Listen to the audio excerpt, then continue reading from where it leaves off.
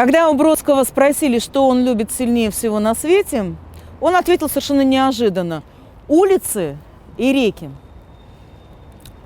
Это длинные вещи жизни. Совершенно непонятно, объяснил он. А пересечение улицы и реки – это мост. Поэтому лирического героя стихов Бродского я бы искала не на улице Пестеля, где он жил со своими родителями, и даже не на улицах Петербурга, а на мостах. У Борхеса есть очень провокационная и очень привлекательная идея, что всего существует 4 сюжета, которые в литературе бесконечно повторяются, как повторяются и в жизни любого человека. Вот и мы попробуем найти 4 петербургских сюжета, 4 петербургских идеи в стихах Бродского. Первый сюжет по Бродскому будет сюжет побега из этого города. Потому что здесь, оказывается, невозможным обрести счастье, оно не дается сразу, а очень хочется.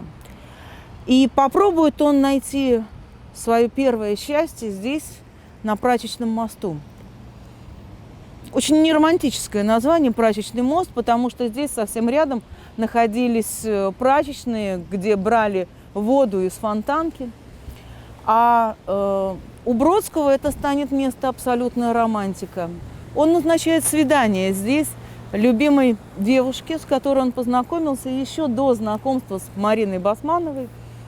И он ее здесь ждет.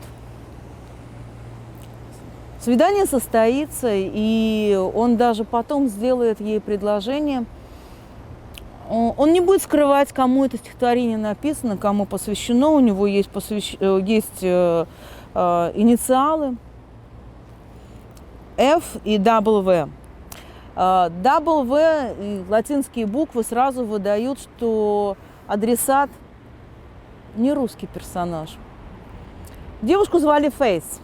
Она говорила, что ее имя очень интересно звучит по-русски, потому что и лицо, и судьба. И получилось так, что сначала лицо, которое очень привлекало Бродского, потом превратилось для него в страницу из его судьбы. А произошло это спустя много лет. Роман не состоялся. Бродский сделал предложение, но не получил согласия. Отказа, кстати, тоже не получил. И спустя много лет, когда они встретились, он сказал: я очень хочу познакомить вас, Фейс, со своей женой Марией, потому что она очень похожа на вас в молодости. Фейс сказал: это для меня прекрасный комплимент. И действительно, она увидела себя вот того периода Прачечного моста, когда они здесь встречались с Бродским. А в стихах это выглядит так. Он ждет на Прачечном мосту, где мы с тобой уподоблялись стрелкам циферблата, сбежавшихся в 12 перед тем, как не на сутки, а навек расстаться. Они действительно же потом расстанутся практически навек, и жизни их не будут связаны. И они уходят, а на мосту остается рыбак, который смотрит в воду. Сначала он смотрит за поплавком, а потом он понимает, что он меняется с каждой минуты, с течением этой реки. И он здесь уже заменит этих исчезнувших, уехавших навсегда лирических героев.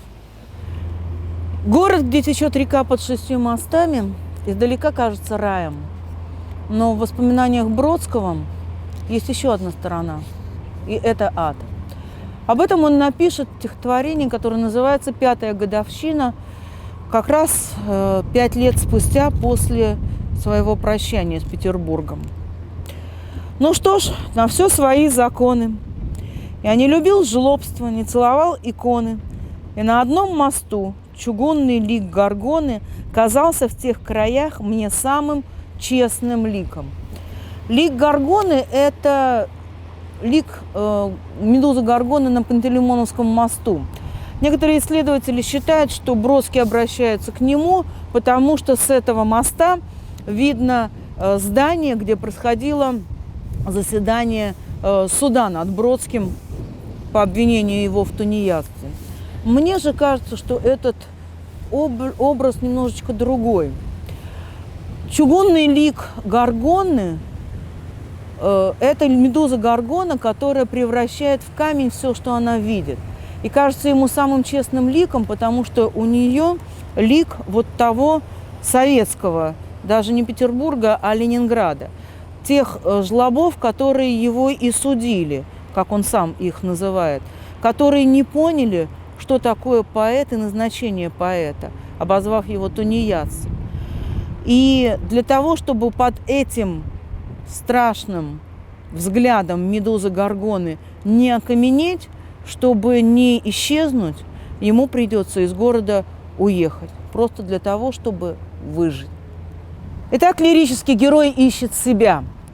Сюжет первый. Для того, чтобы найти себя, надо убежать, надо потерять этот город. Но на расстоянии, и это сюжет второй, город начинает преображаться, он начинает казаться не таким, каким он был. И вернуться в него все равно невозможно.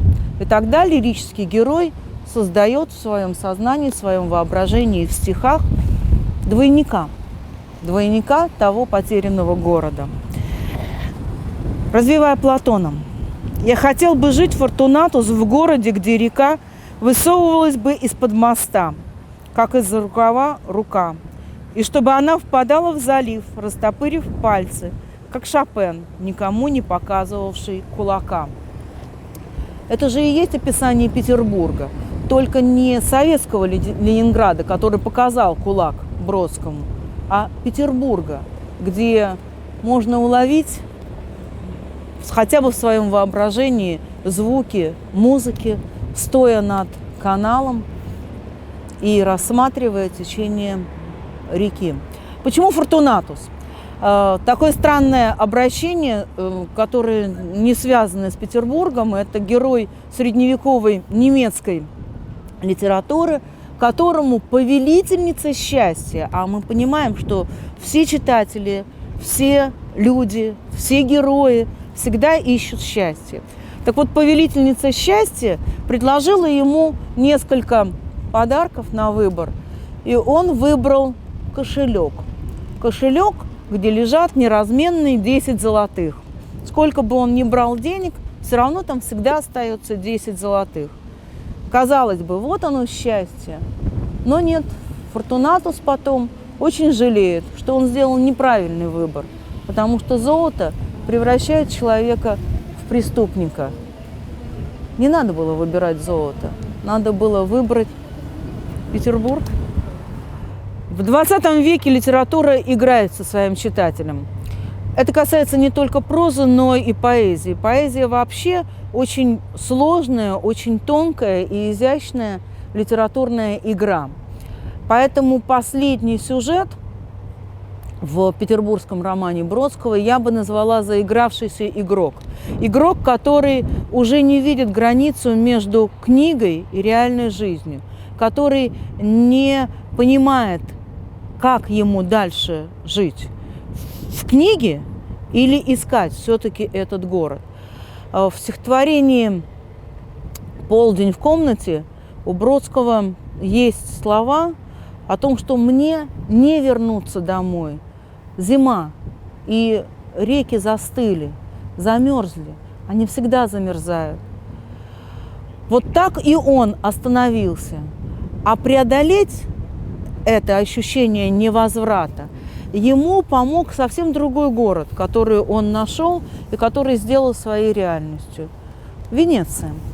Вот здесь удивительная точка пересечения двух моих любимых поэтов и писателей Бродского и Набокова.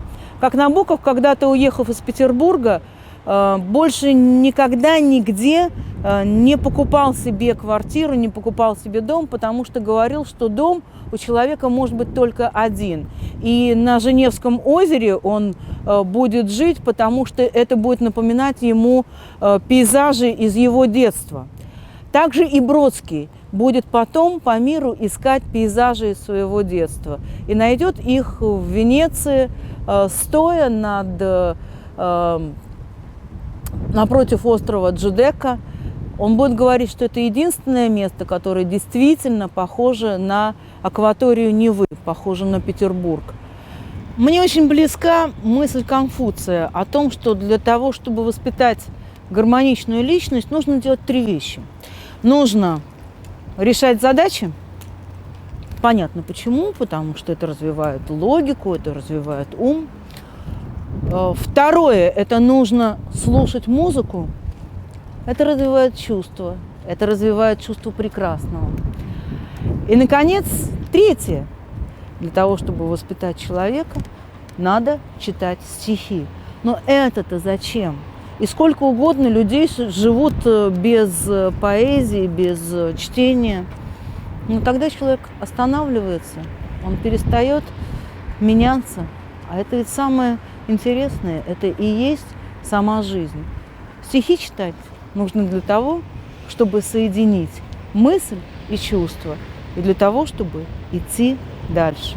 Желательно по набережной.